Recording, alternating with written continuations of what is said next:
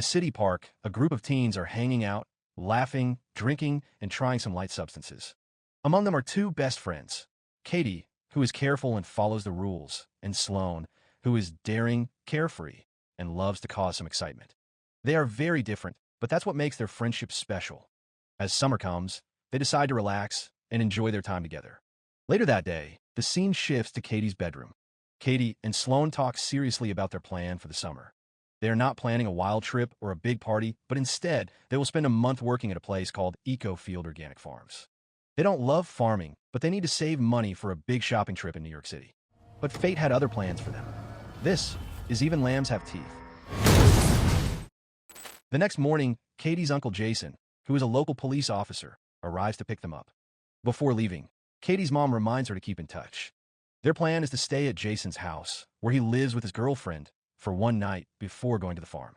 That evening, with a more relaxed vibe, Sloane suggests they use fake names while in the new town. Sloane chooses the name Heather, and after some thought, Katie agrees and picks Ripley. The next day, Uncle Jason drops Katie and Sloane off at a small bus station to start their trip to the farm. As a police officer and caring uncle, he suggests they create a safety code to use if something ever feels wrong. They agree to end each message with a code word that changes daily, following the alphabet. Today's code word is apple. Call me when you get there, okay? I'll text. Use a word at the end of the text so I know it's you. Okay, how about apple? Apple is good. And then the next day, move through the alphabet. So after apple, something that starts with B. While waiting for their bus, the girls chat outside, not noticing a car slowly driving by. Inside the car, two men watch them closely from behind tinted windows, but the girls remain unaware. Since the bus won't arrive for another hour, Katie and Sloane decide to get a drink at a nearby cafe. While there, two local brothers quickly approach and ask if they can join. Sticking to their plan, the girls introduce themselves using their fake names, Heather and Ripley. The men say their names are Jed and Lucas. Jed and Lucas offer to drive the girls to the farm. Katie feels unsure, but Sloane pushes her to accept. They get into the brothers' blue truck, and at first, the ride seems normal. However, tension grows when the truck passes the farm without stopping. Katie and Sloane exchange nervous looks, sensing something is wrong. Soon, the truck pulls up at a lonely house far from anywhere familiar. A middle-aged woman opens the door with a smile that feels forced. She says she is Jed and Lucas's mother and invites the girls inside. She offers them pie and tea, promising to take them to the farm later. While inside, Katie texts her uncle, including the code word apple as planned. Then, both girls eat the pie and drink the tea without suspicion. But moments later, their vision blurs. Sloane, feeling slightly more alert, begins to realize they have been drugged. They try to run, but their bodies won't obey. Before they can escape, Jed and Lucas catch up, force them down, and drag them back inside. The next morning, Katie and Sloane wake up in a nightmare. They stumble out of a trailer, barely dressed, and quickly realize they are chained up in the middle of a lonely forest. Soon after, Jed appears and calmly tells them this place is now their home. He gives no more details, just the bare essentials to survive, a change of clothes, a cheap mattress, and a makeshift toilet.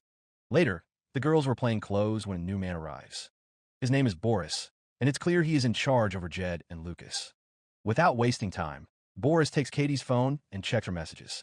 Then, he finds a reply that uses Katie's real name and ends with the word apple. He quickly understands that the fake names were a lie and that apple is part of a secret safety code. Feeling trapped, Katie and Sloane finally admit the truth. The code word changes every day and was set up with Katie's uncle. Knowing this, Boris sent a message to Jason himself, using apple to make it look normal and confuse him. With the moment of panic under control, Katie and Sloane go to take a shower outside in the rough setup.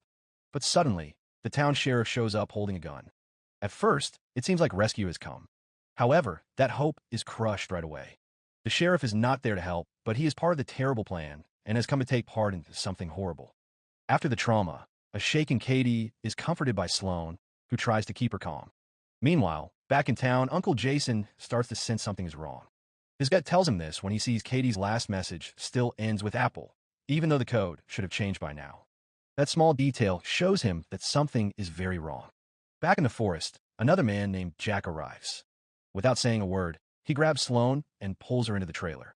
Once inside, his dark intentions become clear. Meanwhile, Uncle Jason calls the farm where Katie and Sloane were supposed to work. When he learns they never arrived, panic sets in. He knows something bad has happened and starts searching immediately. Things get worse when a new visitor appears. This man is different is more disturbing.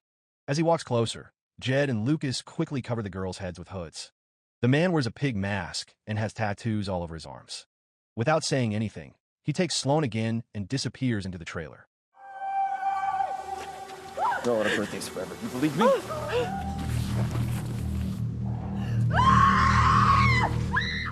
When Sloane finally comes out, she is broken. We don't see what happened, but her silence says everything. Now, Katie is the one trying to keep Sloane calm. Elsewhere, Jason walks into the sheriff's office and confronts the same shady sheriff he saw earlier in the woods. It turns out Jason is not just a local cop, he is actually an undercover FBI agent. He explains why he's concerned.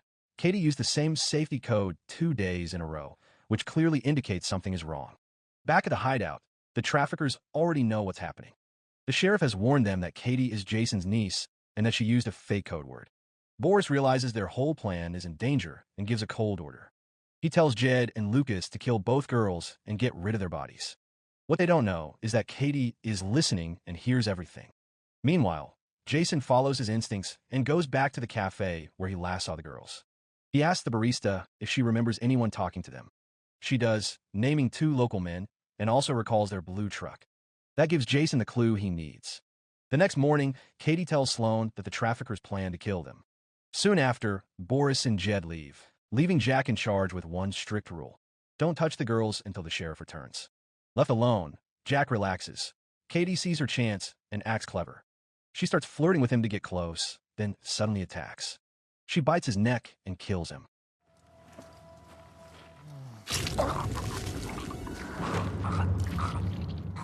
With Jack down, Katie and Sloane break free from their chains. Moments later, the sheriff arrives, probably ready to finish them off. But it's too late. Katie and Sloane have already stolen his car and are speeding away. Now free, the girls don't just run, they prepare for revenge. They drive into town and stop a hardware store to get weapons. While there, they ask the clerk about a man named Boris who drives a blue truck. The clerk casually confirms this and even gives them Boris's address. Meanwhile, Uncle Jason is closing in. He enters a vehicle insurance office, making up a story about a collision with a blue truck. The clerk looks up the file and hands Jason the information he needs. Back at Boris's house, he walks in, not knowing Katie and Sloane are waiting inside. As soon as he steps through the door, they attack him. Using a tennis ball filled with nails, they strike him hard, seriously hurting him. They tie Boris to a table, and for the first time, he's begging for his life, even offering money to stay alive. Just then, Jason arrives outside. Inside, Katie and Sloane press Boris for information about the man in the pig mask. When Boris refuses to talk, they don't hesitate. They stab him with a makeshift spear, ending his life. By the time Jason enters the house, the girls are already gone. He finds Boris barely alive on the floor. Moments later, a car engine roars outside. Jason rushes out and sees Katie and Sloane speeding away. He quickly goes back to get Boris to a hospital. Meanwhile, the sheriff coldly tells Jason that Boris didn't survive. Jason, feeling something is wrong, tries calling Katie to check on her. But right then, the sheriff realizes Jason knows too much. Without saying a word, he pulls a gun and points at Jason. At the same time, Katie and Sloane arrive at a nearby church. There, they discover that the man in the pig mask is actually the town's priest. They recognize him by a tattoo on his arm. Sloane walks in first and confronts the monster. As the situation turns violent, Katie sneaks in and hits him from behind. Together, they defeat him and make sure he can never hurt anyone again. Later, the girls drive away, finally feeling some relief. But when they stop and get out of the truck, they discover the priest's body, still chained, had been dragged behind their vehicle the whole time. As a final act of justice, they pour gasoline on him and set the body on fire. Did you miss us?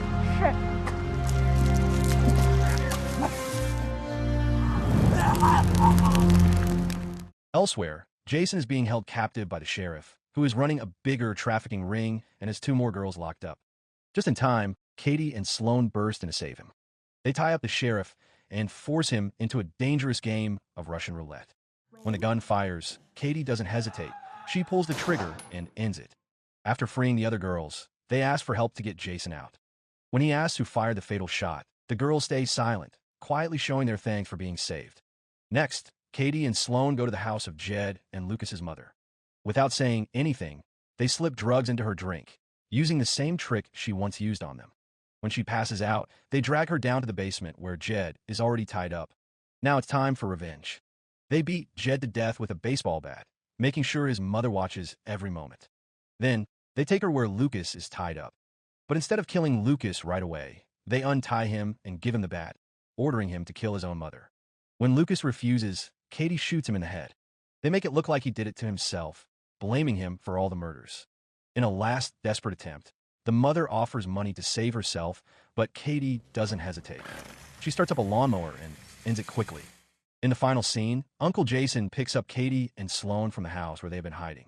With a nightmare behind them, he drives them to the airport. This time, there are no detours or dangers. Katie and Sloane finally board their flight to New York City, taking back the trip that was almost stolen from them forever. So the moral of the story is, if you're going to use fake names, at least make sure your code word isn't so fruity that it blows your whole FBI cover and gets you kidnapped by hillbillies.